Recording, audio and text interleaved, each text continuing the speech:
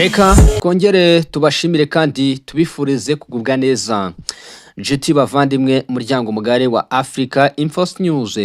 Reka mbifurize kugubwa neza, reka mbabwire nti amahoro y'Imana nakomeze kubana namwe. Nibyo twongeye kugaruka mu makuru asa nkaho ari updates. Ni inkuru zisa nkaho ari breaking news.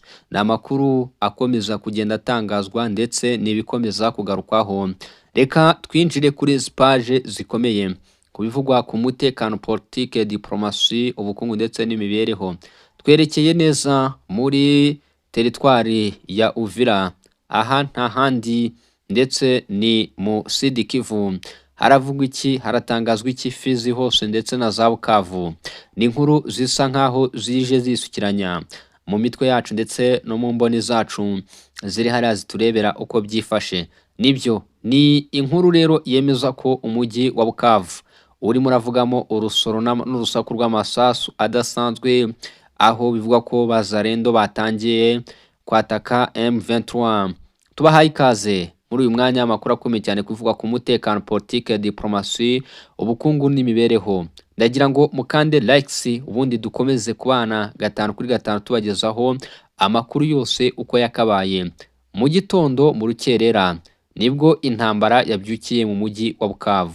Bukavu ni umurwa mukuru w'intara ya Sud Kivu, uyu wigaruriwe n'abarwanyi ba M23 ku itariki ziremereye cyane, ku itariki 15 ukwezi kwa kabiri 2025. Uyu mujyi warumaze ibyumweru bibiri mu biganza bya M23.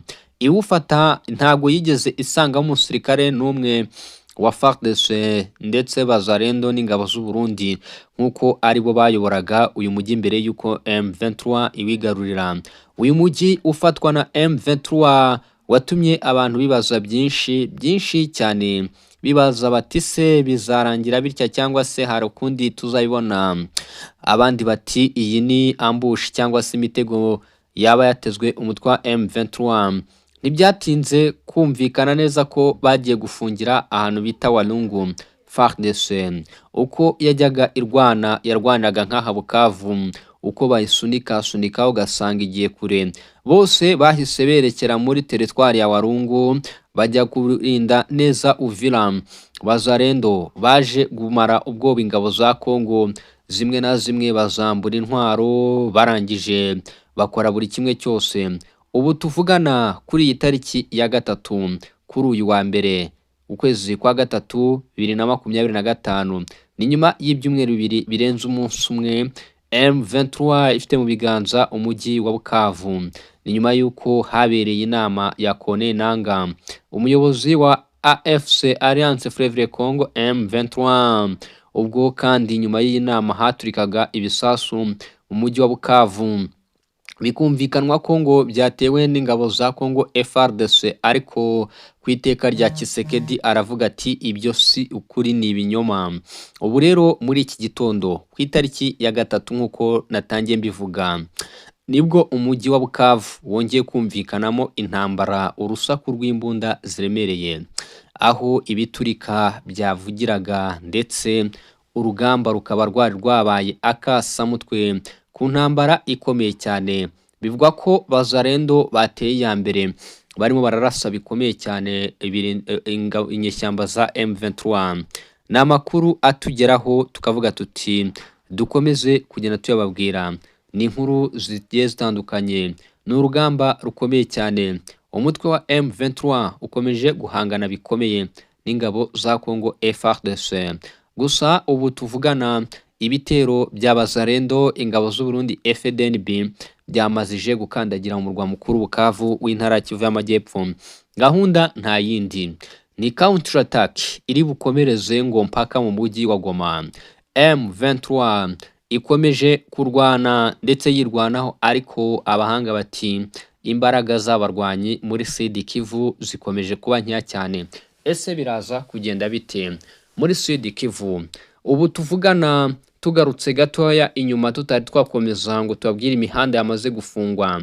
Centre ya Minembwe yari imaze iminsi ifitwe na Twirwaneho ndetse na M23 ibafasha muri iyi minsi.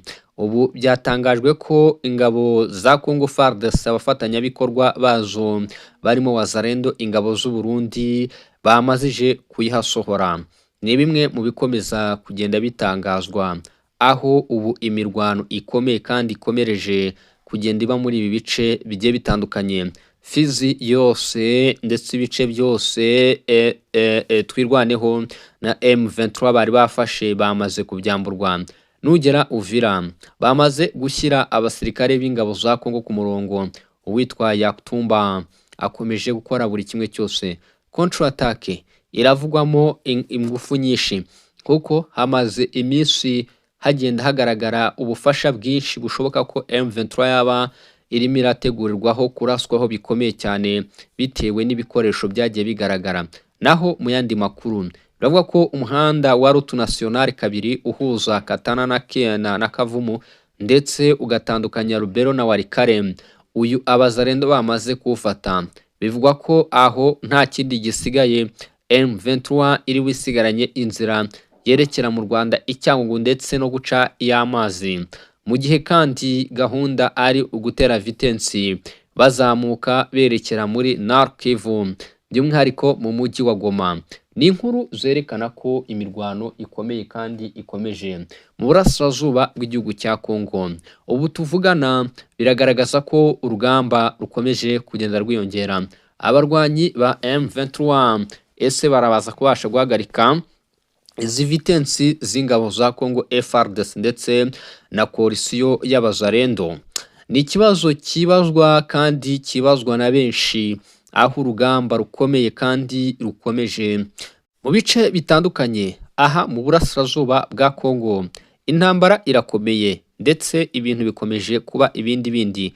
Gusa umutwe wa M23 ukaba ukomeje nawo kugenda ugaragaza ko ngo ukomeza kurasana n'iyi koalisiyo. Gusa imbaraga zo zikomeje kuba nkeya kuko ubu tuvugana n'imodoka ngo yari izamutse ije gufasha aba barwanyi iturutse muri ibi bice bya za Warungu, ije gufatirwa mu nzira. Abasirikare bose bararaswa, aho kandi yose ari amakuru yakomeje kugenda tugeraho, tukavuga tuti tugenda tuyabagezaho 5 kuri 5.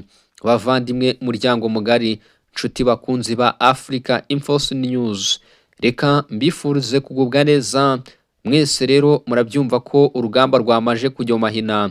Ubu mu mujyi wa Bukavu isasu ririmo riravumera, amasasu ngo arimo ararira cyane. Reka tubashimire cyane, tubifurize kugubwa neza, tubabwire tuti amahoro y'Imana nakomeze kubana namwe mirimo itandukanye mugenda mukora. Murakoze, murakarama, mukande subscribe ubundi dukomeze kwibanira kuri iyi mirongo migari n'izi page za Africa Info News bice bitandukanye muherereyemo. Mugubwe neza, amahoro y'Imana akomeze kubana namwe.